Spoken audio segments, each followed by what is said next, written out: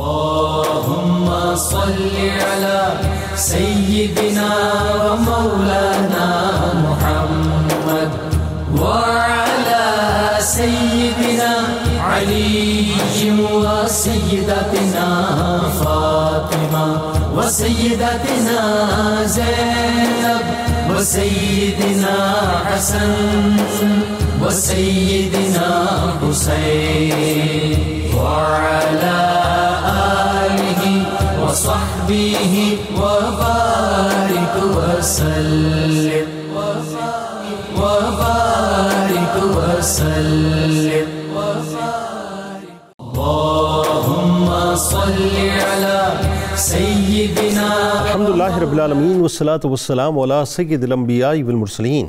اللہم صلی علی سیدنا و مولانا محمد وعلی آلہ واصحابہ وبارک وسلم وصلی علیہ۔ دنیا کے تمام دیکھنے والوں کو، تمام چاہنے والوں کو، تمام پیار کرنے والوں کو اور جہاں جہاں تک اس وقت میری آواز کو سنا اور مجھے دیکھا جا رہا ہے، جنید اقبال کی جانب سے انتہائی محبت کے ساتھ السلام علیکم۔ ایک بار پھر ناظرین، آپ کو پر نور صبح میں صبح نور کے ساتھ میں دل کی گہرائیوں سے خوش آمدید کہتا ہوں۔ آئیے بلا توقف چلیں گے حضرت ابو انیس محمد برکت علی علیہ رحمہ کی تالیف اسماء نبی کریم صلی اللہ علیہ وآلہ وسلم سے رسول اللہ صلی اللہ علیہ وآلہ وسلم کا قسم مبارک پڑھنے اور سننے کی سعادت حاصل کرتے ہیں۔ سیدنا الغافر صلی اللہ علیہ وآلہ وسلم، ہمارے سردار، معاف فرمانے والے، درود و سلام بھیجے اللہ آپ صلی اللہ علیہ وآلہ وسلم پر، آپ صلی اللہ علیہ وآلہ وسلم کی آل پاک پر اور صحابہ کرام رضوان اللہ تعالیٰ علیہم اجمعین پر۔ حضرت ابو ہریرہ رضی اللہ تعالیٰ عنہ بیان کرتے ہیں، حضور نبی کریم صلی اللہ علیہ وآلہ وسلم نے ارشاد فرمایا کہ اس سے مال میں کمی نہیں ہوتی، اور جو شخص دوسروں کے قصور کو معاف کر دیتا ہے اللہ تبارک و تعالیٰ اسے اور عزت عطا فرماتا ہے، اور کسی کے قصور کو معاف کر دینے سے عزت میں کمی نہیں ہوتی۔ ہمارے ساتھ ضرور جڑے رہیے ناظرین آپ، کیونکہ آج انتہائی ممتاز بارگاہ ایک صحابی رسول صلی اللہ علیہ وآلہ وسلم کی بارگاہ میں چلیں گے، جن کا نام ابھی کچھ دیر میں انشاءاللہ میں آپ کے قلوب میں پیوست کرنے کی، بلکہ ہمارے اسکالرز قلوب میں پیوست کرنے کی کوشش کریں گے۔ اللہ تعالیٰ نے ناظرین ذہن میں رکھیے پہلے یہ بات کہ اپنے پیارے محبوب صلی اللہ علیہ وآلہ وسلم کو جس طرح ذات میں، صفات میں اور کمالات میں اس پوری کائنات میں سب سے اعلیٰ و ارفع بنایا، اسی طرح اپنے پیارے حبیب مکرم صلی اللہ علیہ وآلہ وسلم کو ہم نشین بھی ایسے عطا فرمائے جن کی مثال مثالوں میں نہیں ملتی، جو اللہ کی بارگاہ سے رضا کی سند لیے، بارگاہ مصطفیٰ صلی اللہ علیہ وآلہ وسلم میں خاص مقام و مرتبہ رکھتے تھے،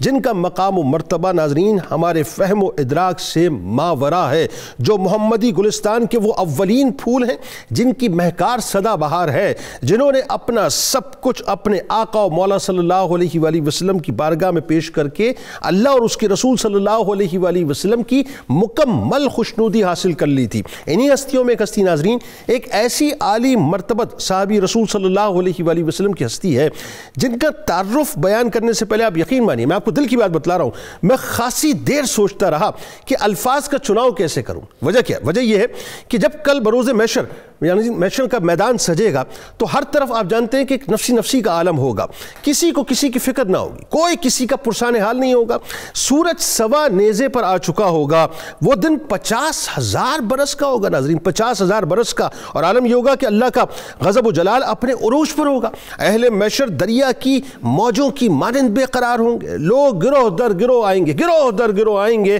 یہ وہ دن ہوگا ناظرین جب کوئی کسی کا حامی و مددگار نہ ہوگا سوائے رسول کریم صلی اللہ علیہ وآلہ وسلم کے، سب کو اپنی اپنی فکر اور اپنی اپنی پڑی ہوگی، یعنی گناہگاروں کا پسینہ ان کے ٹخنوں تک، ان کے گھٹنوں تک، ان کے کان کی لو تک آئے گا، یعنی مغز کھولتے ہوں گے اور زبانیں جو ہیں وہ سوکھ کر کانٹا ہو جائیں گی اور باہر آئیں گی۔ اسی حالت میں قیامت کا آدھا دن یعنی تقریباً 25,000 سال گزر جائیں گے، لیکن حساب کتاب شروع نہ ہوگا۔ لہذا ناظرین اس میدان میں اب ذرا میں تھوڑا سا آپ کو ایک سمجھ لیجیے تصوراتی خاکہ پیش کرنے کے بعد آپ کو لے جانا چاہتا ہوں اس طرف کہ اس میدان میں ایک ایسی ہستی کی عظمت اور مقام و مرتبہ اس وقت تمام اہل محشر پر آشکار ہوگا جن کے بارے میں خود تاجدار کائنات صلی اللہ علیہ وآلہ وسلم نے ارشاد فرمایا کہ بروز قیامت قیامت سب سے پہلے نامہ اعمال سیدھے ہاتھ میں یعنی دائیں ہاتھ میں جس ہستی کو دیا جائے گا وہ حضرت ابو سلمہ رضی اللہ تعالیٰ عنہ ہوں گے، یعنی عبداللہ بن عبد الاسد رضی اللہ تعالیٰ عنہ ہوں گے۔ یعنی سوچیے ناظرین کہ مطلب یہ ہوا کہ اربوں کی تعداد میں اہل محشر ہوں گے،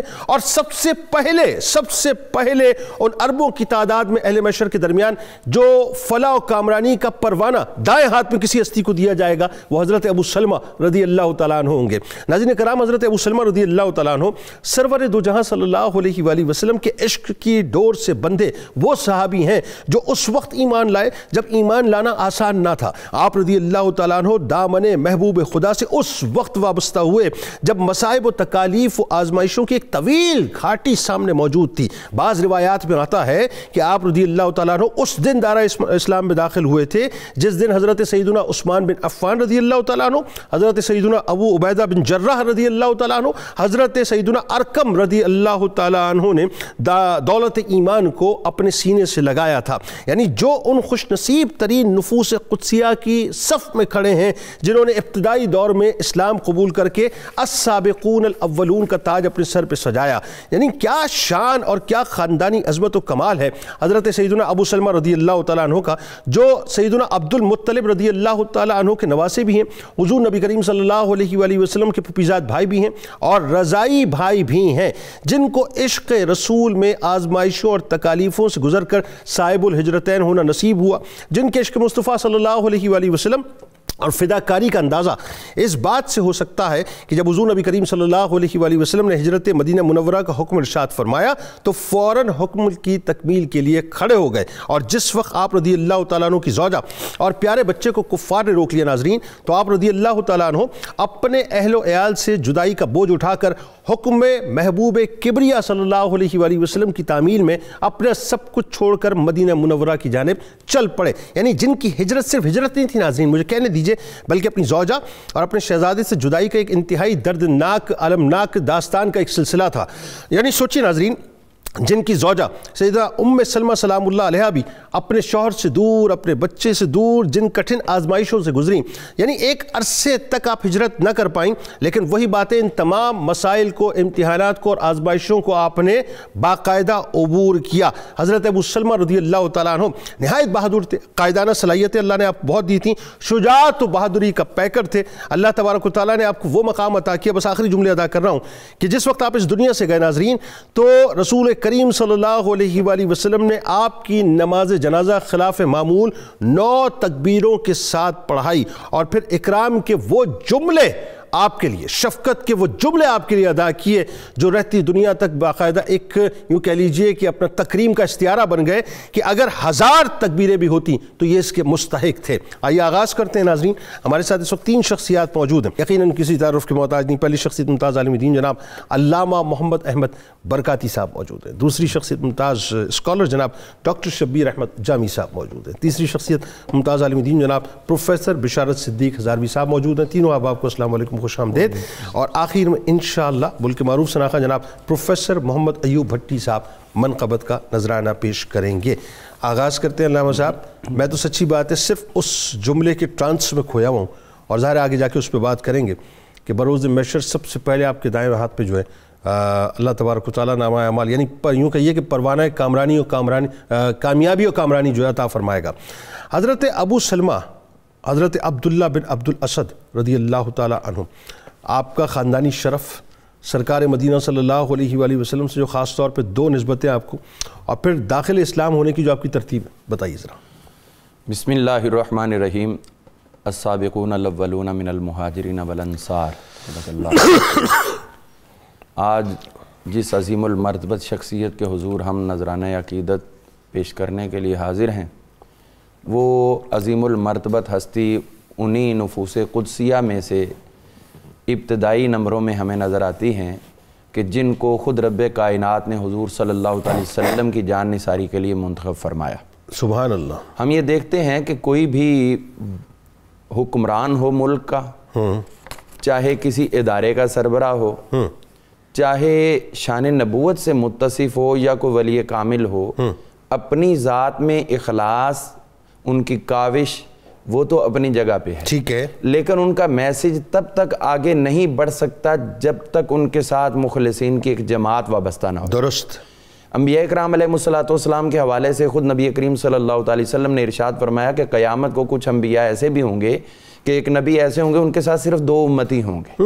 کسی کے ساتھ 10 امتی۔ اب شان نبوت پہ تو بات نہیں ہے، لیکن کہہ لیں کہ ان کو ایسے جان نثار غلام نہ میسر آ سکے جو ان کی کاز کو لے کے آگے بڑھتے۔ اس زمانے میں لوگوں نے ان کو تلقی بالقبول والا معاملہ نہیں کیا، بلکہ عیسیٰ علیہ السلام 12 ہواری ٹوٹل۔ تو ہم یہ دیکھتے ہیں کہ خود نبی کریم رؤوف الرحیم صلی اللہ تعالی علیہ وآلہ وسلم کی ذات مقدسہ والا تبار، جس طرح آپ خود انبیاء اکرام علیہ السلام کے سردار تھے، تو آپ کو جو حضور صلی اللہ علیہ وسلم کو رب کائنات نے اصحاب عطا کیے وہ بھی تمام انبیاء کے اصحاب کے سردار ہیں۔ اللہ، تو جس طرح حضور جامع الصفات تھے انبیاء میں، تو حضور کے صحابہ تمام انبیاء کے اصحاب میں جامع الصفات تھے۔ اللہ، تو پھر الگ ترتیب ہم دیکھتے ہیں جیسے جیسے وہ قرب اسلام میں آتے گئے، حضور صلی اللہ علیہ وسلم کی وہ ابتدائی ذوق پاشیاں جو آپ نے امت کو عطا کی تھیں۔ اب دیکھیے ایک شخص ہے، اس کے 8-10 بیٹے ہیں تو وہ اور بات ہے، لیکن جب ایک تنہا بیٹا اس پہ توجہ اور فوکسنگ کچھ اور ہے۔ تو حضور صلی اللہ علیہ وسلم نے بھی جب ایک موقع آیا کہ 1,40,000 اصحاب بن چکے تھے اور آپ کی نگاہ کرم ہر ایک پہ یکساں تھی، لیکن اس سے پہلے جو تنہائی کے اوقات ان ہستیوں کو میسر آئے ہیں تو یقیناً وہ ہستیاں حضور صلی اللہ علیہ وسلم کے اس نور حقیقی سے مستنیر ہوتی رہیں کہ جن کے لیے اصحابی کا نجوم کا خود نبی کریم علیہ السلام نے تاج عطا فرمایا۔ سبحان اللہ۔ انہی ہستیوں میں سے حضرت سیدنا ابو سلمہ رضی اللہ عنہ کی ذات والا تبار بھی ہے، آپ کا نام مبارک عبداللہ تھا، اور پھر دوسری طرف دیکھتے ہیں والد عبد الاسد، ان کے والد بلال، ان کے والد عبداللہ، ان کے والد عمر اور ان کے والد مخزوم، تو یہ انہی کی نسبت سے قبیلہ بنی مخزوم کہلایا، اور اس میں سے یہ آپ ہوئے۔ اور یہ بھی قدرت کا رنگ دیکھیے کہ مخزوم پیچھے ایک ہی جد ہے، آگے جب نسل آئی ہے تو اسی بنی مخزوم میں سے یہ حضرت سیدنا ابو سلمہ رضی اللہ عنہ بھی ہیں، لیکن اسی میں سے ابو جہل بھی ہے۔ تو ایک ہی شخص کی جو صلب ہے اس میں سے آنے والے وقت میں یہ 2 آئے ہیں، ایک اگر دشمنی میں انتہا درجے کو پہنچتا ہے تو دوسرے اپنی محبت مصطفیٰ میں انتہا درجے۔ اللہ اللہ، کیا اچھی بات۔ حضرت ابو سلمہ رضی اللہ عنہ، یہ آپ کی کنیت جو ہے آپ بیٹے کی وجہ سے ہے، 4 آپ کے بیٹے اور بیٹیاں تھی، 2 بیٹے اور 2 بیٹیاں، ٹھیک، بیٹی زینب اور درہ، اور ایک بیٹے ان کے سلمہ اور دوسرے عمر۔ تو اس طرح ہم یہ دیکھتے ہیں کہ آگے جب ان کا وقت گزرا، حضور صلی اللہ علیہ وسلم کے ساتھ آپ کی نسبت ریلیٹ جو خود انتخاب باری تعالیٰ ہے، کون کس کے گھر میں پیدا ہوگا یہ خدا کی مرضی ہے، بے شک، اس میں کوئی اور دخیل ہو ہی نہیں سکتا۔ درست۔ تو حضور صلی اللہ علیہ وسلم کی حقیقی دادی صاحبہ حضرت فاطمہ بنت عمر بن عائص، چونکہ حضرت عبد المطلب رضی اللہ عنہ 6 شادیاں فرمائی تھی، تو ان میں سے ایک فاطمہ بنت عمر بن عائص بھی تھی، تو انہی سے حضور صلی اللہ علیہ وسلم جو ہے آپ ان کے پوتے بنے، اور انہی کے نواسے حضرت سیدنا ابو سلمہ رضی اللہ عنہ۔ تو اس طرح حضور صلی اللہ علیہ وسلم کے حقیقی پھوپھو کے یہ حقیقی بیٹے کزن میں آ گئے، اور دوسرے نمبر پر یہ ہوا کہ حضرت سویبہ رضی اللہ عنہ، ان کا جو حضور صلی اللہ علیہ وسلم نے دودھ مبارک نوش فرمایا تو انہی کے دودھ کے اثرات آپ کے شکم میں بھی آئے، انہوں نے آپ کو بھی دودھ پلایا، حضرت سیدنا امیر حمزہ رضی اللہ عنہ کو بھی پلایا، تو اس نسبت سے یہ تینوں ہستیاں جو آپس میں رضائی بھائی بھی بنے۔ سبحان اللہ۔ اس کے بعد ہم دیکھتے ہیں کہ یہ وہ عظیم المرتبت شخصیت بنے کہ جن کو شرف اللہ تعالیٰ نے یہ عطا کیا۔ نمبر 1 تو ہم یہ دیکھتے ہیں کہ اس شرف کے اندر حضور صلی اللہ علیہ وسلم کی یہ صحابی بے مثال نظر آئی، یہ کاتب وحی بھی نظر آتے ہیں، ٹھیک، اور یہ وہ شرف ہے جو محنت سے کوئی اس کے بعد حاصل نہیں کر سکتا، سوال ہی نہیں، جن کو منتخب کر لیا انہی کو منتخب کر لیا۔ پھر ہم دیکھتے ہیں اس کے بعد یہ السابقون الاولون میں بھی آگئے، پھر اس کے بعد ہم دیکھتے ہیں کہ یہ وہ عظیم شخصیت ہے کہ اگر بیمار ہوتے ہیں تو تیمارداری خود مصطفیٰ فرماتے ہیں، اللہ اللہ۔ پھر اس کے بعد ہم دیکھتے ہیں کہ ان کو نبی کریم صلی اللہ علیہ وسلم نے جو فرمایا کہ بروز معاشر نامہ اعمال ان کو سب سے پہلے دائیں ہاتھ جائے گا، جبکہ امت کی دعا ہے اللہم آتنی کتابی بیمینی فحاسبنی حسابا یسیرا، امت تو دعا کر رہی ہے حضور ان کو بشارت عطا فرمائے، اللہ اکبر۔ اس کے بعد ان کا شرف ہم دیکھتے ہیں حضور صلی اللہ علیہ وسلم نے ان کو یہ دیا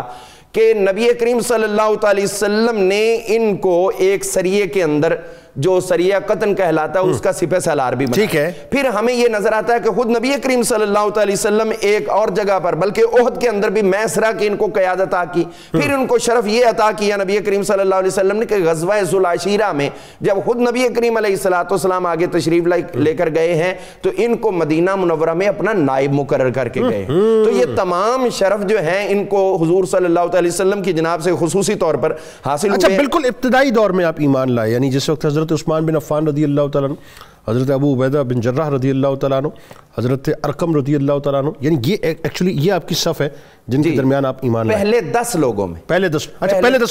10 لوگوں میں یہ شامل ہے جنہوں نے قبول اسلام کیا. اور پھر اس کے اندر یہ دیکھیے کہ حضرت عثمان بن مظعون رضی اللہ عنہ یہ بھی حضور صلی اللہ علیہ وسلم کے قرابت دار ہیں. حضرت عثمان بن عفان بھی آپ کے قرابت دار ہیں، اور حضرت ابو عبیدہ بن جراح یہ بھی اسی دن ہی مسلمان ہوئے جس دن حضرت ابو سلمہ رضی اللہ. کیا خوبصورت تمہید ہے. اور یہ تو ظاہر ہے ایسا لطیف معاملہ ہے کہ میں اس وقت تصوراتی طور پہ جو یہ ابتدائی اسلام لانے کی بات ہو رہی ہے تو میں ذرا ایزیوم کر رہا ہوں کہ وہ کیا دور ہوگا. آپ سوچئے کہ جس دور میں سرکار مدینہ صلی اللہ علیہ وآلہ وسلم نے جب اسلام کی صدا بلند کی ہوگی ڈاکٹر صاحب، تو وہ کوئی آسان دور تو نہ تھا، انتہائی مشکل ترین، انتہائی تکلیف دہ آزمائشوں سے بھرپور دور تھا. یعنی میں اگر کہوں دنیاوی اعتبار سے بلا تمثیل کہ پل صراط پہ گزرنا مطلب جو ہے وہ مشکل ترین دور تھا. لیکن وہی بات ہے اس سے گزر کے حضرت ابو سلمہ رضی اللہ تعالیٰ عنہ صاحب الہجرتین بھی بنتے ہیں، اپنے محبوب اپنے آقا پر سب کچھ نشاور بھی کرتے ہیں. اور سرکار علیہ السلام کے عشق میں دیکھیں یہ بالکل ایگزیکٹلی وہ مثال ہے کہ اپنے ماں باپ سے، اپنی آل اولاد سے سب سے بڑھ کے سرکار کو جانا. تو ایسے جانا کہ ہجرت کا ایک موقع تھا اور وہ اس وقت ایک فیصلہ کرنا تھا، یا تو پلٹ کر اپنی زوجہ اور بیوی کے ساتھ آ جاتے یا سرکار کی محبت میں ہجرت کر جاتے. لیکن فیصلہ آپ نے سرکار علیہ السلام کی محبت میں کیا. بتائیے وہ کیا منظرنامہ. بسم اللہ الرحمن الرحیم. بہت خوبصورت باتیں ہو رہی ہیں. حضرت عبداللہ بن عبد الاسد ابو سلمہ رضی اللہ تعالیٰ عنہ کا ذکر جمیل چل رہا ہے، تو ان کی خصوصیات اور باتوں سے پہلے میں ذرا چند باتیں تمہید کے طور پر. جناب اللہ تعالیٰ کا ایک نظام قدرت چل رہا ہے. اللہ تعالیٰ نے اپنے نظام ہدایت کے ثبوت کے لیے اور انسانوں کو راہ ہدایت پر لانے کے لیے جو ذرائع استعمال فرمائے اس میں انبیاء کا سلسلہ، ٹھیک ہے، اور اس میں آسمانی کتابوں کا نزول. جب قدرت الہی میں یہ بات قرار پا گئی کہ آخری نبی حضور نبی اکرم صلی اللہ علیہ وسلم کی ذات گرامی کو دنیا میں بھیج دیا جائے، ٹھیک ہے، اور آخری ہدایت قرآن مجید کو بھی نازل کر دیا جائے، تو اللہ تعالیٰ کا نظام دیکھیں اس وقت جو سب سے زیادہ گھٹا ٹوپ اندھیرا تھا اور انسانیت اندھیرے اور ذلت میں جس جگہ تک جا سکتی تھی اس ماحول میں آپ کو بھیج کر دکھایا. اور یہ دکھایا کہ حضور نبی اکرم صلی اللہ علیہ وسلم نے اس گری ہوئی انسانیت کو جو کفر اور شرک کی دلدل میں اور رسومات اور جہالت کی اتنے پردوں میں تھی کہ شاید آپ کے علاوہ کوئی بھیجا جاتا تو وہ اس معاشرے کو دوبارہ اٹھا نہ سکتا. بے شک. تو آپ کی سیادت انبیاء کی یہ گواہی تھی کہ وہ معاشرہ جو خود نہیں اٹھ سکتا اس معاشرے کو آپ نے صرف مسلمان ہی کر کے نہیں دکھایا، بلکہ جب آپ خطبہ حجت الوداع دے رہے تھے تو 1.25 لاکھ کا مسلمانوں اور صحابہ کا مجمع آپ کے سامنے تھا. بے شک. اور اس کو مورخین بڑی حیرانگی سے دیکھ رہے ہیں کہ یار اتنے مختصر عرصے میں ایسا ہی ہے، اتنی جادو اثر شخصیت اور اتنی مقناطیسیت کہ ایسے لوگوں کو وہاں سے نکالا جہاں وہم و گمان بھی نہیں جاتا تھا. دیکھیں 2 سال پہلے قطع کلام کی 2 سال پہلے کی تو بات تھی جب آپ فتح مکہ فرماتے ہیں تو 10,000 صحابہ کرام رضوان اللہ تعالیٰ علیہم اجمعین کے جلاؤ میں تھے، اور یہاں 1.25 لاکھ سے اوپر جو ہے تعداد 2 سال کے بعد ہو گئی. یہی ہوا نا؟ بتائیے. بالکل ٹھیک. یہ تو تھا اللہ کی طرف سے. اب بندوں کی طرف سے ذرا فطرت کرتے ہیں. اس گھٹا ٹوپ اندھیرے کی فطرت میں اپنے آپ کو اتنا سنبھال کے رکھنا. حضور نبی اکرم صلی اللہ علیہ وسلم سے جب پوچھا گیا یا رسول اللہ آپ کے صحابہ کے اندر رنگ رنگ کے لوگ ہیں، سب ایک جیسے نہیں، تو آپ نے فرمایا جی میری مثال تو ہے بنیادی طور پر بارش کی طرح، تو میں تو رحمت کی بارش بن کے برسا ہوں. اب باقی لوگوں کی اپنی ظرف کی اپنی اپنی زمینیں ہیں، اس ظرف کی زمینوں میں جو کچھ جذب ہو سکتا لگتا تھا ویسے ان کے رنگ ہیں، جس کا جیسا ایمان اس نے ویسا دیکھا، ویسا دیکھا۔ تو اس میں دیکھیں کہ حضرت ابو سلمہ رضی اللہ تعالی عنہ جہاں آپ کو خاندانی نجابت مل رہی ہے، رضعی بھائی ہونے کا فیض مل رہا ہے، تو آپ کا کیا خیال ہے؟ ہم تو نسبتوں والے لوگ ہیں، جس چھاتی کے ساتھ حضور نبی اکرم صلی اللہ علیہ وسلم کی رضاعت جڑی، اسی چھاتی کے ساتھ ابو سلمہ کی بھی رضاعت جڑی۔ اس نسبت کا دیکھیں کتنے اثرات ہمیں بعد میں نظر آتے ہیں کہ جو آپ کی رضعی ماں بھی، پھر پھپھی زاد بھائی بھی، خاندانی ساری شرابتیں جمع، لیکن اس کے باوجود یہ دیکھیں کہ جب حضور نبی اکرم صلی اللہ علیہ وسلم دعوت ایمان دے رہے ہیں، جیسے برکاتی سے فرماتے پہلے 10 لوگوں میں آ جانا، بتائیے یہ ان لوگوں کی سلامت فطرت کی اور اپنے اندر کے صحیح انسان ہونے کی بہت بڑی دلیل ملتی ہے۔ یار یہ وہ اولین لوگ ہیں کہ جب ان تک آواز گونج کر نہیں جا رہی، مخفی راستے سے جا رہی ہے، تب بھی ان کی فطرتیں چکنا بیٹھی ہیں۔ کوئی ہدایت کی راہ ملے تو ہم لپک کر سامنے آئیں۔ کیا خوبصورت تصویر کشی ہے، اس سے آپ اندازہ لگا سکتے ہیں کہ یہ جو فطرت کے مناظر ہیں انسانوں کے، اور حضور کی طرف لپک کر آنا، تو اسی وجہ سے تو قرآن نے اس کو اعزاز دیا، السابقون الاولون، وہ جو سب سے پہلے ایمان لائے وہ نرالے سورج ہیں۔ ان کو ادا کرنے دیجئے، اجازت ہو۔ وہ ہمارے ہوتا ہی ہے نا کہ عموماً یہ دیکھا جاتا ہے کسی بھی شعبے کے اندر بلا تمثیل کہ جی ٹاپ 10 جو ہیں وہ کون ہیں، ہر جگہ پہ دیکھا، ریٹنگز کے اعتبار ہر جگہ دیکھا ٹاپ 10 چینلز کون ہیں، ٹاپ 10 جو ہے مطلب شخصیات کون ہیں پوری دنیا میں۔ تو یہ وہ ٹاپ 10 صحابہ ہیں، غلام اور شاق ہیں، جو رہتی دنیا تک ٹاپ 10 میں ہی رہیں گے، اربوں آئیں گے اربوں جائیں گے، لیکن یہ ٹاپ 10 کی صف میں کھڑے ہیں۔ جی اس کے بعد دیکھیں، اچھا مشکلات کو برداشت کرے کہ ڈھب ہوتا ہے، مشکلات میں الجھنا بھی نہیں تھا، اپنے آپ کو بچانا بھی تھا، ایمان بھی سلامت رکھنا تھا، چونکہ حضور نبی اکرم صلی اللہ علیہ وسلم نے جو انقلاب لایا ہے اس میں کوئی شک نہیں کہ جو کچھ آپ کے پاس طاقتیں تھیں، جو صلاحیتیں تھیں، اس کا بھی آپ نے گاہے بگاہے استعمال کیا، لیکن آپ عالم اسباب کے رستے سے آئے تاکہ کل میرے امتی جو مبلغین ہوں گے، دعوت والے ہوں گے اور دین کا کام کرنے والے کو وہ یہ نہ کہیں جی آپ کے پاس تو صلاحیتیں اتنی تھیں۔ یہی وجہ تھی کہ آپ نے پہلے 3 سال مخفی رکھا، ان میں یہ جاتے رہے۔ اس سے اندازہ لگے پرائیویٹ میٹنگ کا کتنا ماحول ہوتا ہوگا جب حضرت ابو سلمہ کے ساتھ حضور باتیں کرتے ہوں گے۔ اچھا ان کے اندر حوصلہ کتنا پیدا کر دیا، ہر مشکل کو برداشت کرنے کے لیے ان کے پایہ استقلال میں اتنی استقامت نظر آتی ہے کہ انہوں نے باقاعدہ ہجرتیں 2 کی، حبشہ بھی گئے اپنی زوجہ محترمہ کو ساتھ لے کر، اس کے بعد جب ان کو مدینے جانے کا موقع ملا، وہاں تو حب رسول کا وہ مناظرہ نظر آتا ہے جو گواہی دیتا ہے کہ ان لوگوں کے اندر حضور نبی اکرم صلی اللہ علیہ وسلم کے ساتھ کمنٹمنٹ کس درجے کی تھی کہ جب آپ کی زوجہ کو بھی اور آپ کے بچے کو روک دیا گیا، آپ سواری پر سوار ہیں، اس موقع پر ایک ٹرن پوائنٹ ہے کہ آپ کیا کرتے ہیں، یا پلٹ جاتے ہیں، آپ نے راہ رخصت کی بجائے راہ عظیمت۔ اس کا مطلب کہ نگاہ نبوت نے ان کی کتنی تربیت کی ہوئی ہے کہ حالات پر یہ سمجھوتا نہیں کرتے، یہ کٹ مرنے کے لیے تیار ہوتے ہیں۔ یعنی آپ دیکھیے کہ یہ بالکل یہ جو جملہ ہے بڑا اپروپریٹ جملہ ہے، اور وہ اس وقت میرے ذہن میں نہیں آ رہا تھا کہ یہ راہ رخصت اور راہ عظیمت کے درمیان آپ نے چناؤ کرنا تھا۔ رخصت یہ تھی کہ آپ پلٹ جاتے، ٹھیک ہے، ایمان آپ کا قائم رہتا، اپنے بیوی بچے کے ساتھ رہتے، اور عظیمت یہ اختیار کی کہ بیوی بچے کو چھوڑا اور لمحہ آپ جو ہے وہ اپنا ضائع کیے بغیر سرکار علیہ السلام کے حکم کے مطابق مدینہ پاک جو ہے آپ نے ہجرت فرمائی۔ اچھا صرف یہی نہیں، اب حضرت ابو سلمہ رضی اللہ تعالیٰ عنہ کی جب ہم ظاہر ہے مطلب زوجہ کی بات کرتے ہیں جو بعد میں جا کے حرم نبوی صلی اللہ علیہ وآلہ وسلم کا چاند بنی، ہماری ماں بنی حضرت ام سلمہ سلام اللہ علیہ، آپ دیکھیے کہ کن کٹھن مراحل کو آپ نے برداشت کیا ہے، اور پھر جو ہجرت مدینہ کا آپ کا ایک کٹھن ترین مطلب جو ہے وہ مرحلہ ہے اور واقعہ ہے، وہ یقین مانیے سرکار علیہ السلام کے عشق کی اعلیٰ ترین مثال ہے۔ بتائیے ذرا۔ بسم اللہ الرحمن الرحیم، والصلاة والسلام علی سید الانبیاء والمرسلین۔ جنید بھائی، اس میں کوئی دو رائے نہیں ہے کہ جس طرح دین اسلام کے لیے حق کی خاطر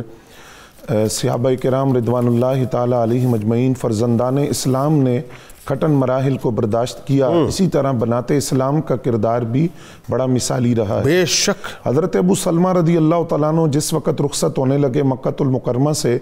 تو حضرت ام سلمہ جو ان کی اہلیہ تھی، ان کا قبیلہ بنو مغیرہ، وہ آئے اور انہوں نے کہا کہ ہم تو اپنی لڑکی کو نہیں جانے دیں گے. تو وہ حضرت ام سلمہ رضی اللہ تعالیٰ عنہ کو لے گئے. تو حضرت ابو سلمہ کا جو قبیلہ تھا، وہ قبیلہ ان کے شیرخوار بچے کو حضرت سلمہ کو ساتھ لے گئے. ٹھیک ہے. اس کھٹن مرحلے کے اندر حضرت ابو سلمہ رضی اللہ تعالیٰ عنہ تنہا مدینہ طیبہ کی طرف روانہ ہوئے. اس کے بعد جو دوسرا مرحلہ ہے، اس کو لفظوں میں بیان کرنا بڑا آسان ہے، لیکن جب اس کو محسوس کیا جاتا ہے کہ دیکھیے ایک عورت ہے، وہ فطرتی محبت شوہر کے ساتھ بھی ہوتی ہے اور پھر اپنے بچے کے ساتھ جو گود کا بچہ ہو اس کے ساتھ بھی محبت ہوتی ہے. بچہ کہاں پہ ہے؟ شوہر راستے میں ہے. یعنی 3 افراد ہیں جو اس وقت دین کے لیے قربانی دے رہے ہیں. باپ ہے، اس کا بیٹا ہے اور ان کی بیوی ہے. یہ 3 افراد تینوں حق کی خاطر اس آزمائش کو برداشت کر رہے ہیں. حضرت ام سلمہ رضی اللہ تعالیٰ عنہ کو جب ان کا قبیلہ واپس لے گیا تو اس وقت کیفیت یہ تھی کہ آپ روزانہ نکلتی اور ایک ٹیلہ تھا ابتخ نامی، اس پر آپ تشریف لے جاتی، وہاں بیٹھتی، اپنے شوہر کو یاد کرتی، بیٹے کو یاد کرتی، روتی. اور یہ کیفیت جب کچھ دن یہ چلتی رہی تو اس کے بعد آپ ہی کے قبیلے کے ایک فرد نے آپ کو اس حالت میں دیکھا. اس حال میں دیکھ کر اس کو رحم آ گیا تو اس نے اپنے قبیلے کے افراد کو اکٹھا کر کے یہ بات کہی کہ دیکھو وہ ہمارا خون ہے. حضرت ام سلمہ رضی اللہ تعالیٰ عنہ ہمارا خون ہے اور ہمارا جو قبیلہ ہے یہ ایک شجاع قبیلہ ہے اور یہ ظلم کو اپنا دوست نہیں رکھ سکتا، لہذا ہمیں انہیں اجازت دینی چاہیے کہ یہ مدینہ طیبہ چلے جائے. اور ان کا بچہ بھی چھین لیا تھا؟ جی، بچہ جو تھا وہ حضرت ابو سلمہ کے قبیلے کے پاس تھا. تو حضرت ابو سلمہ رضی اللہ تعالیٰ عنہ کے قبیلے کو جب خبر ہوئی کہ ان کے قبیلے نے حضرت ام سلمہ کو اجازت دے دی ہے جانے کی، تو انہوں نے بچہ حضرت ام سلمہ رضی اللہ تعالیٰ عنہ کے حوالے کر دیا. اب حضرت ام سلمہ رضی اللہ تعالیٰ عنہ اپنے شیرخوار بچے کو لے کر مدینہ طیبہ نبی علیہ السلام کی محبت میں روانہ ہوئی. لیکن کیسے کہ ایک تنہا عورت ہے جو مکہ المکرمہ سے روانہ ہو رہی ہے، تو ہم تصور کر سکتے ہیں کہ وہ کس جرت کے ساتھ، کس استقامت کے ساتھ، کس دلیری کے ساتھ، کن مصائب کو برداشت کرتے ہوئے مدینہ طیبہ کی طرف روانہ ہوتی ہے. اور سر یہ 3-4 گھنٹے کا سفر آج کے دور کا نہیں، یہ 1450 برس پہلے کا مکہ اور مدینہ ہے ذہن میں رہے لوگوں کے. بڑا طویل سفر تھا. لیکن اس سفر کے اندر جب آپ مقام تنعیم پر پہنچتے ہیں، ایک بچہ ہے اور ایک ساتھ ایک خاتون ہے، تو حضرت عثمان بن طلحہ رضی اللہ تعالیٰ عنہ جو اس وقت اسلام نہیں لائے تھے، انہوں نے حضرت ام سلمہ رضی اللہ تعالیٰ عنہ کو دیکھا اور پہچان لیا، اس لیے کہ حضرت ابو سلمہ سے ان کی دوستی تھی. تو انہوں نے حضرت ام سلمہ رضی اللہ تعالیٰ عنہ سے پوچھا آپ تنہا اس وقت کہاں جا رہی ہیں اور آپ کے ساتھ کون ہے؟ تو انہوں نے جو جواب دی حضرت ام سلمہ رضی اللہ تعالیٰ عنہ نے فرمایا ایک یہ بچہ ہے، ایک میرا خدا میرے ساتھ ہے. ایک میرا خدا میرے ساتھ ہے. اس پر حضرت عثمان بن طلحہ جو اسلام نہیں لائے تھے ابھی، انہوں نے کہا کہ میں آپ کو اس طرح تنہا نہیں جانے دوں گا، میں آپ کے ساتھ جاؤں گا. حضرت عثمان بن طلحہ نے اونٹ کی مہار پکڑی، وہ آپ کے ساتھ چلنا شروع ہو گئے. اب منظر یہ ہے کہ جو خود حضرت ام سلمہ رضی اللہ تعالیٰ عنہ کا جملہ آپ فرماتی ہیں کہ میں نے عثمان بن طلحہ سے بڑھ کر بہترین شرم و حیا والا آدمی میں نے نہیں دیکھا. وہ وجہ کیا تھی کہ یہ اونٹ کی مہار پکڑ کر ساتھ چل رہے ہیں، لیکن جب رات قیام کا وقت آتا ہے سواری کو بٹھاتے ہیں اور خود دور پہاڑوں کے پیچھے یا درختوں کی اوٹ میں چلے جاتے ہیں. جب صبح دوبارہ چلنے کا وقت آتا ہے اونٹ کو بٹھاتے ہیں، حضرت ام سلمہ رضی اللہ تعالیٰ عنہ سے کہتے ہیں آپ سواری پر بیٹھیں، اور بیٹھنے کے دوران پھر درخت کی اوٹ میں چلے جاتے ہیں. تو اس بنیاد پر انہوں نے جملہ کہا. اب یہاں یہ بات بھی سمجھ آتی ہے کہ جنہوں نے اسلام قبول کرنے سے پہلے اسلام یا اہل اسلام پر کوئی احسان کیا، اللہ نے اس کا انعام ضرور ان کو عطا کیا. یہ حضرت عثمان بن طلحہ ہیں جنہوں نے حضرت ام سلمہ کے ساتھ یہ نیکی کی کہ مقام قباء تک ان کو پہنچایا. اللہ نے انعام کیا دیا کہ نبی علیہ السلام نے اپنے دست کرم سے کعبۃ اللہ کی چابی ان کو دی، اور ساتھ یہ بھی فرمایا کہ قیامت تک تیرے خاندان میں یہ چلتی رہے گی. وجدان یہ کہتا ہے کہ یہ اسی انعام تھا، اس نیکی کا پھل تھا جو اللہ نے ان کو عطا کیا. اور کمال یہ ابھی ایمان نہیں لائے تھے، ابھی ایمان نہیں لائے، فیصلہ پہلے ہو چکا. بالکل بے شمار مثالیں ہیں کہ اہل اسلام پر جنہوں نے نیکی کی اسلام کی دولت بھی ملی اور انعام بھی ملا. پھر یہ مقام قباء پر پہنچے اور وہاں پہنچ کر فرمایا کہ یہاں تمہارے شوہر موجود ہیں، اب آپ یہاں سے چلی جائیں. حضرت ام سلمہ رضی اللہ تعالیٰ عنہ جس وقت مقام قباء پر پہنچتی ہے تو وہاں لوگ ایک حیرت میں مبتلا ہو گئے کہ ایک اکیلی عورت مکے سے سفر کر کے مدینہ طیبہ پہنچی ہے، اور یہ حیرت اس لیے بھی تھی کہ یہ ابو امیہ کی بیٹی تھی جو عرب کے اندر قریش میں ایک فیاض آدمی تھے، سخی آدمی تھے، اپنے شریک سفر کے اخراجات کا ذمہ اٹھاتے تھے، اس حوالے سے بڑی شہرت تھی، یعنی ان کا اپنے سٹیٹس اور مقام تھا، فائنینشل سٹیٹس تھا۔ جی بالکل۔ تو دو حوالوں سے بڑی حیرانی تھی کہ ایک تو عورت ذات ہے، دوسرا پھر ایک بڑے باپ کی بیٹی ہے، اور وہ اتنا طویل سفر کر کے آئی ہے کس کے لیے؟ مدینہ تو نبی کی محبت میں، آقا کریم کی محبت میں۔ وجہ کیا تھی؟ وہ جو کسی نے کہا تھا شراب عشق احمد میں کچھ ایسی کیف و مستی ہے، جان دے کر اگر ایک بوند مل جائے تو سستی ہے۔ اتنا طویل سفر کر کے آقا کریم کی محبت کے اندر آئیں، اور یہی حضرت ام سلمہ ہے۔ میں آخری بات یہ عرض کروں کہ یہی حضرت ام سلمہ ہے، سورہ آل عمران کی جب آیت اترتی ہے، راہ ہجرت کے اندر تکالیف کو برداشت کرنے والوں کا ذکر آتا ہے کہ وہ لوگ جو راہ ہجرت میں ستائے گئے، تو حضرت ام سلمہ عرض کرتی ہیں حضور مردوں کا ذکر تو ہے، عورتوں کا ذکر کیا ہے؟ تو رب قرآن کی آیت اتار کر ذکر فرماتا ہے کہ اللہ رب العزت عمل کرنے والوں کا عمل ضائع نہیں کرتا، وہ مرد ہوں یا عورت ہوں۔ یہ حضرت ام سلمہ کی چاہت تھی جو قرآن کی آیت بن کر قیامت تک قرآن کا حصہ بنا۔ بھائی سبحان اللہ، کیا خوبصورت گفتگو ہو رہی ہے ناظرین کرام، دل باغ باغ ہو جاتا ہے۔ اب یقین مانیے کہ اللہ تبارک و تعالیٰ نے ہمیں ہماری بنیادوں کو اتنا مضبوط رکھا ہے، ماشاءاللہ اتنا مضبوط رکھا ہے، اتنا مضبوط رکھا ہے کہ ہم جب اپنی بنیادوں میں دیکھتے ہیں صاحب تو ہمیں اس طرح کی حضرات، اس طرح کی شخصیات نظر آتی ہیں، اس طرح کی ہستیاں نظر آتی ہیں کہ جنہوں نے جو واری ہو گئے نا، واری سب کچھ وار دیا سرکار مدینہ صلی اللہ علیہ وآلہ وسلم پہ، اور رہتی دنیا تک اپنے نام کو انتہائی ممتاز کر دیا کہ جنہیں دنیا انشاءاللہ سر اٹھا کے دیکھتی رہے گی دربار میں، سرکار کے دربار میں۔ آئیے درود پاک کا نذرانہ پیش کرتے ہیں، لوٹیں گے تو آپ کو بتلائیں گے کہ آپ کا ابو سلمہ رضی اللہ تعالیٰ عنہ کا جو مجاہدانہ کردار تھا، آپ کی شجاعت، آپ کی بہادری تصور سے باہر ہے صاحب۔ اور آپ سوچئے ذرا، کسی ذات کے حوالے سے آپ نے کبھی سنا کہ 9 تکبیریں ان کے جنازے پہ پڑھی جائیں؟ حضرت ابو سلمہ رضی اللہ تعالیٰ عنہ ہیں جن کے لیے سرکار علیہ السلام نے 9 تکبیریں پڑھی ہیں۔ درود پاک۔ اللہم صلی علی سیدنا و مولانا محمد وعلی سیدنا علی و سیدتنا فاطمہ و سیدتنا زینب و سیدنا حسن و سیدنا حسین وعلی وصحبه وبارك وسلم وبارك اللهم صل على سيدنا ومولانا محمد وعلى سيدنا علي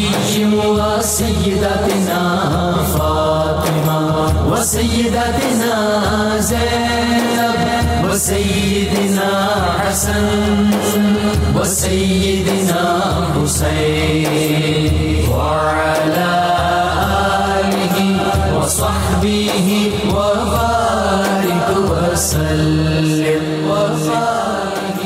وصحبه وبارك وسلم وبارك اللهم صل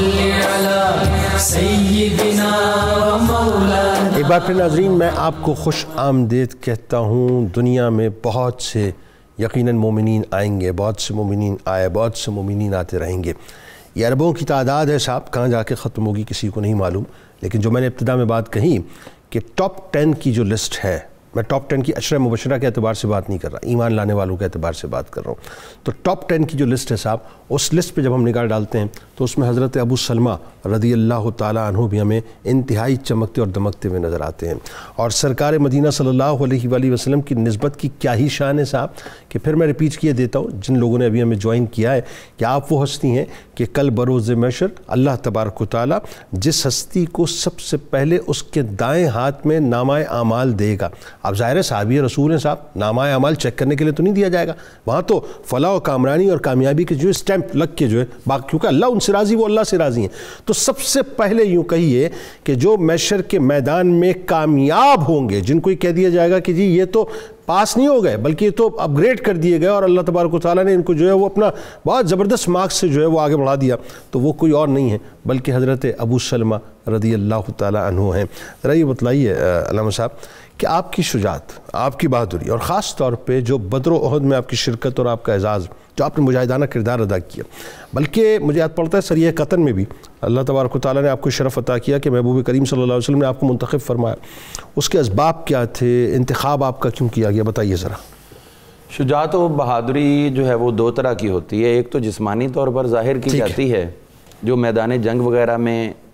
اور جو کمپٹیشن کے اندر نظر آتی ہے، اور ایک شجاعت و بہادری وہ ہوتی ہے جو انسان کے اندر موجود ہوتی ہے، اس کے ذہن سے ظاہر ہوتی ہے. تو ہم اس شجاعت و بہادری کو دیکھتے ہیں کہ اللہ تعالیٰ نے دونوں ہی قسم کی شجاعت آپ کو وافر عطا فرمائی. ذہنی طور پر شجاع آپ اس حوالے سے تھے کہ خود آپ دیکھیے ابھی جو ذکر ہوا ہجرت کا،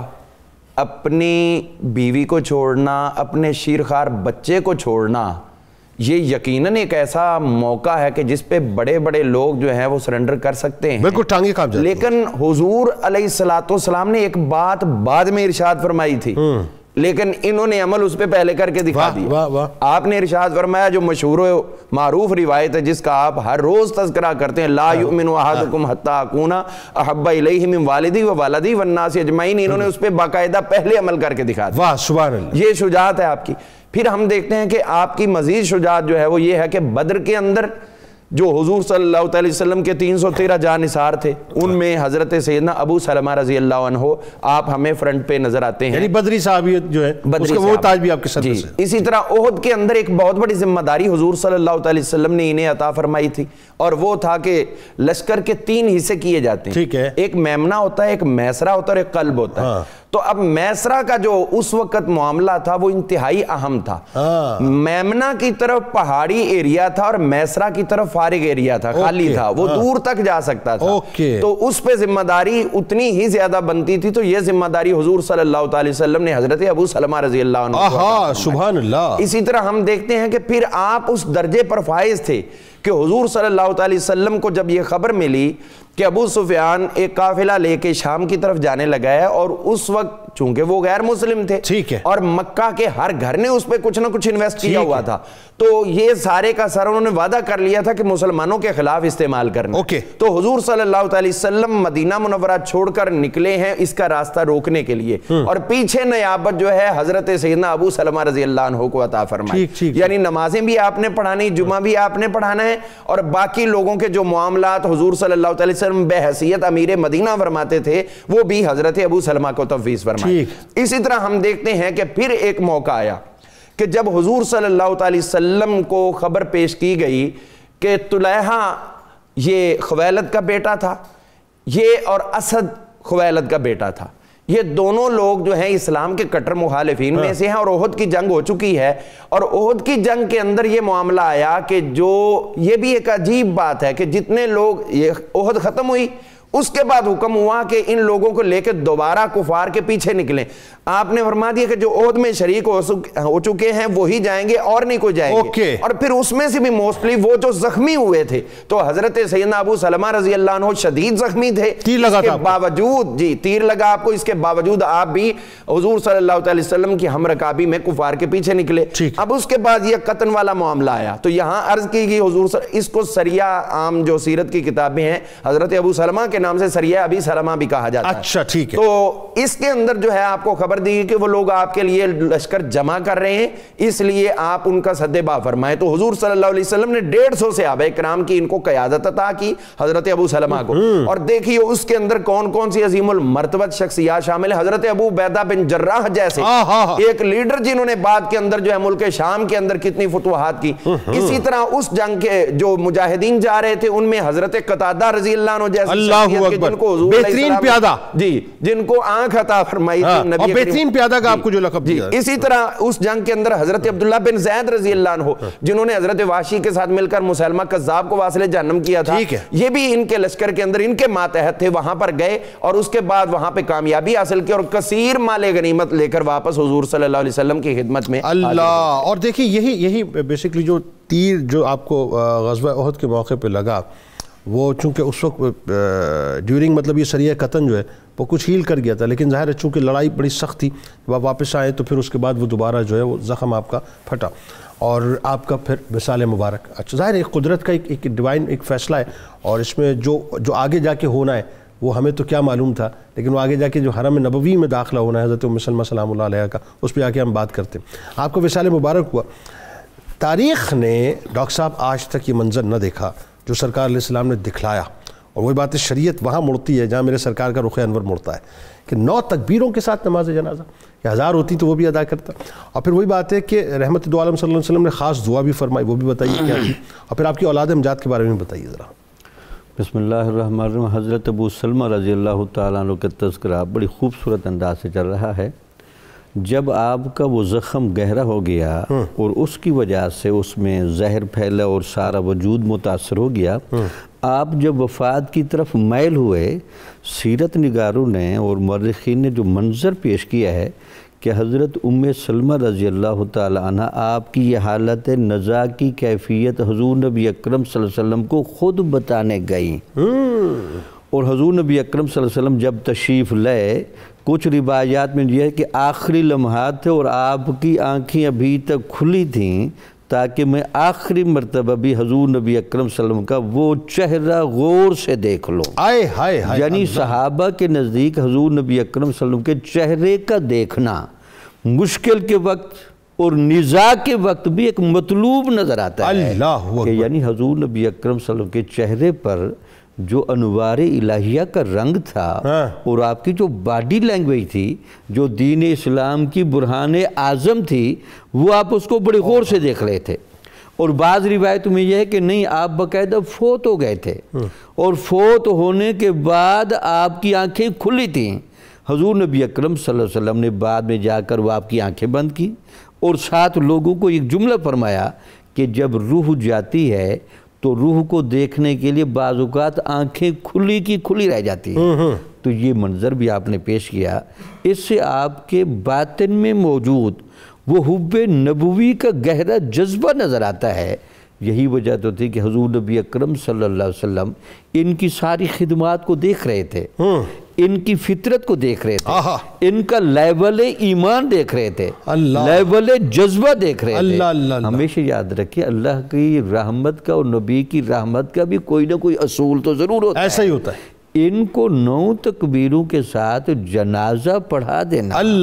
اور اس پر ساتھ یہ جملہ بھی کہہ دینا صحابہ کے پوچھنے پر، یا رسول اللہ، اس اہتمام کی وجہ تو آپ نے فرمایا کہ یہ بندہ یہ استحقاق رکھتا ہے کہ اس کی باڈی کو دیکھ کر 1000 مرتبہ بھی اللہ اکبر کہنا چاہیے۔ اللہ اکبر کا نعرہ بھی اس جسد کی باڈی لینگویج پر لگایا جا رہا ہے۔ اللہ اکبر کہ یار کتنا جلیل الفطرت،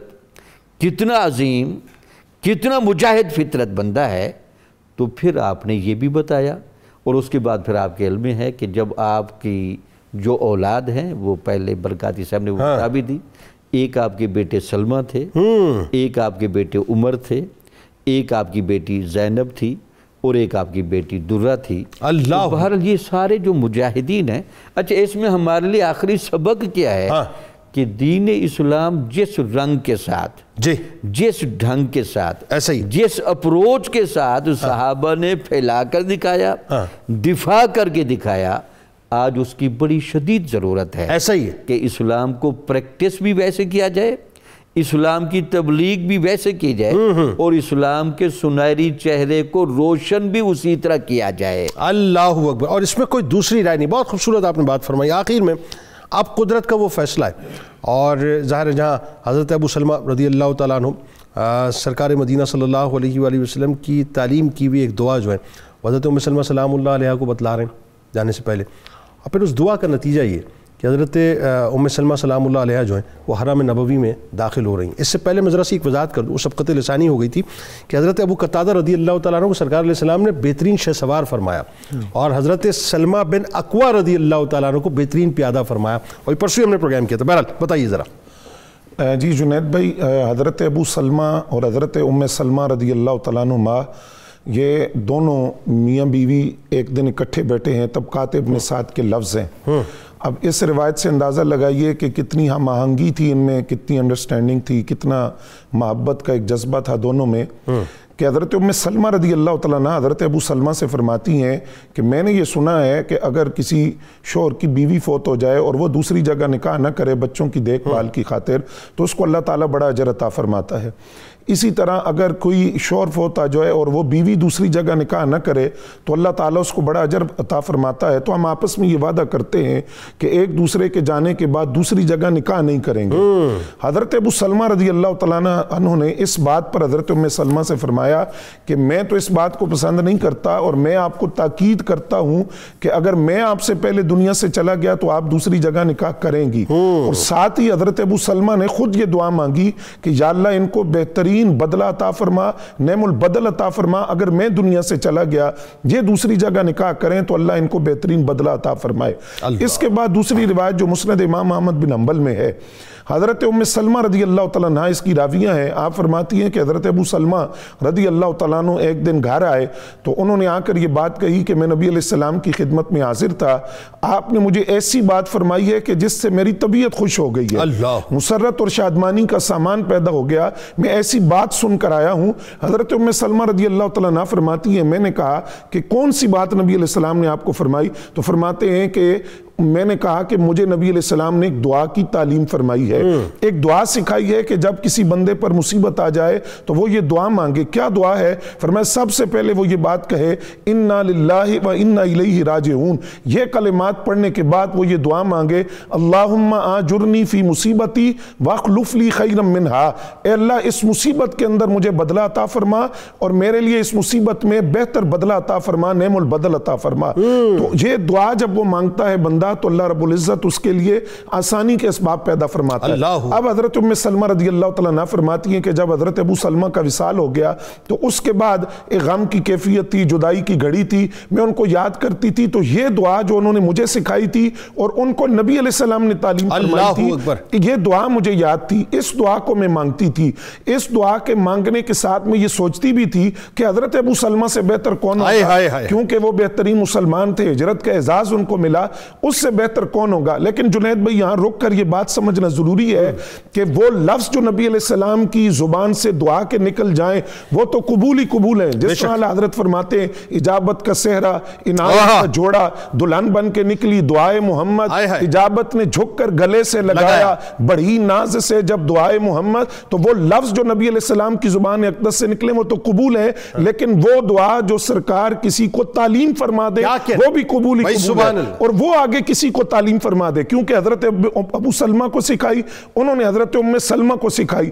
اب انہوں نے یہ دعا مانگی، لیکن فرماتی ہے میں سوچتی تھی کہ وہ بہترین بدلہ کیا ہوگا، یہاں تک کہ نبی علیہ السلام کی طرف سے نکاح کا پیغام آیا تو میں اس بات کو سمجھ گئی کہ اس سے بہترین بدلہ کیا ہو سکتا ہے۔ لیکن میں نے تین باتیں نبی علیہ السلام کے سامنے رکھی، ایک یہ کہ حضور میں غیور بڑی ہوں، اور دوسری کہ میں صاحب عیال ہوں، تیسری کہ میرا کوئی ولی نہیں جو میرا نکاح پڑھائے۔ نبی علیہ السلام نے تینوں عذر کو قبول فرمایا۔ اس کے بعد میں نبی اکرم صلی اللہ علیہ وآلہ وسلم کے نکاح میں آ گئی۔ نکاح میں آنا گویا اس کا مطلب یہ ہوا کہ اللہ رب العزت نے منتخب فرمایا اپنے حبیب کی رفاقت کے لیے، عزت عظمتوں اور عظمتوں کے تاج وہ آپ کے سر پر سجائے گئے۔ اللہ اکبر۔ اور دیکھیں نا، یہ اگر میں اس بات سے ریلیٹ کروں تو میرا وجدان یہ کہتا ہے کہ وہ جو سرکار علیہ السلام نے فرمایا نا کہ یہ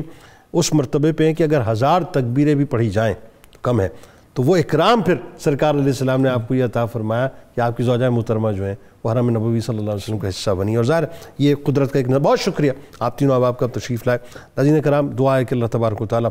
ذکر کرنے والوں اور ذکر سننے والوں کو کل بروز محشر حضرت ابو سلمہ رضی اللہ تعالیٰ عنہ اور ہماری ماں حضرت ام سلمہ سلام اللہ علیہ کا صدقہ عطا فرمائے۔ کتاب الشفا کی جانب آپ کو لیے چلتے ہیں۔ جائز حاجات کی قبولیت کا وظیفہ سن لیجئے کہ ہر فرض نماز کے بعد کثرت کے ساتھ یہ کلمات یا کثیر الخیری و یا دائم المعروف پڑھنے سے ہر جائز حاجت پوری ہوتی ہے انشاءاللہ۔ حضرت یعقوب علیہ السلام کثرت کے ساتھ یہ کلمات پڑھا کرتے تھے۔ امیر المومنین حضرت عثمان بن عفان رضی اللہ تعالیٰ عنہ کا قول مبارک ہے کہ میں دنیا میں صرف 3 باتیں پسند کرتا ہوں: اول، بھوکوں کو کھانا کھلانا، دوم، قرآن پاک کا پڑھنا پڑھانا، صوم، محتاجوں اور مستحق لوگوں کی مدد کرنا۔ روزنامہ 92 نیوز میں آج مضمون ضرور پڑھی، رسول حضرت سیدنا ابو سلمہ رضی اللہ تعالیٰ عنہ کے حوالے سے۔ ٹویٹر پہ ہمیں ضرور فالو کر لیجئے، فیس بک پیج کو لائک کر لیجئے، یوٹیوب چینل کو سبسکرائب کر کے بیل آئیکن کو ضرور کلک کر لیجئے گا۔ آپ وہاں موجود ہیں، ہم یہاں موجود ہیں، مل کے نعرہ لگائیں گے، لیکن اس سے پہلے ذرا روح سے تجدید عہد وفا۔ لا یؤمن احدکم حتی اکون احب الیہ من والدہ وولدہ والناس اجمعین۔ ہمارے ساتھ ملک کے معروف شناخواں جناب پروفیسر محمد ایوب بھٹی صاحب موجود ہیں، آپ کو خوش آمدید، السلام علیکم۔ اس دعا اس امید اس یقین کے ساتھ اجازت دیں کہ اللہ تعالیٰ آپ کا، ہمارا، ہم سب کا حامی و ناصر ہو۔ پاکستان کا مطلب کیا؟ لا الہ الا اللہ محمد رسول اللہ صلی اللہ علیہ وسلم۔ ابو سلمہ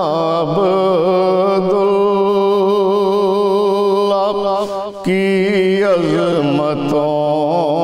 کے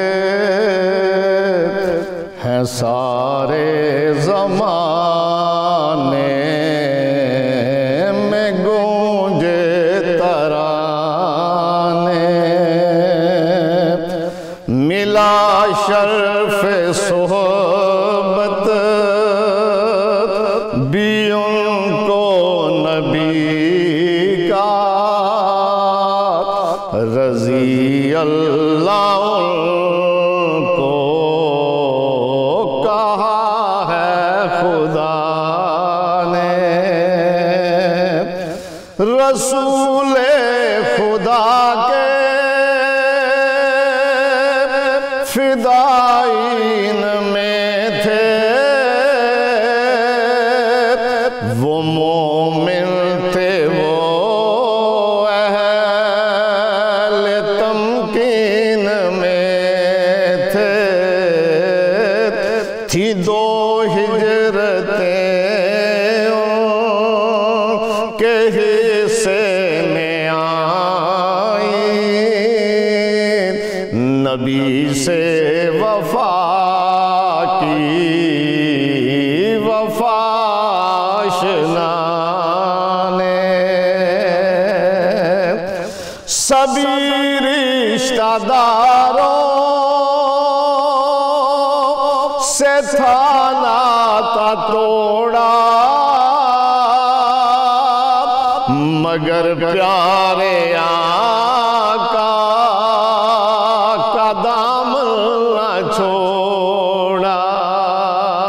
مگر پیارے آقا کا دامن نہ چھوڑا، نبی پاک نے ان کو ایسا نوازا، بوقت نزا گئے خود سرحانے، اور فضائل میں یکتا ابو سلمہ ساجد، کوئی ان کی تعریف کیا کر سکے گا، لکھی منقبت آج اشکوں سے میں نے، صبح نور میں آیا ہوں جو سنانے، لکھی منقبت آج اشکوں سے میں نے، صبح نور میں آیا ہوں جو سنانے، ابو سلمہ عبداللہ کی عظمتوں کے ہیں سارے زمانے میں گونجے ترانے، ملا شرف صحبت بھی ان کو نبی کا، رضی اللہ